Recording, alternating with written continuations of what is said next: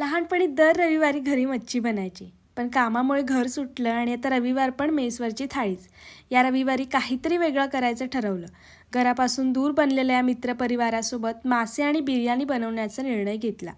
मित्रांनी प्रॉमिस केलं होतं, मासे आणून देतो, कांदा कापून देतो, पण शेवटी ते सुद्धा आम्हीच केलं. ॲज युजल सगळ्यांचा फेवरेट मूवी भूलभुलैया लावून पोरं बघत बसली. आता कळायला लागलं, आई नेहमी किचनमध्ये बिझी का असायची. पण खरंच कोणासाठी तरी जेवण बनवणं हे खरंच पुण्याचं काम वाटतं मला.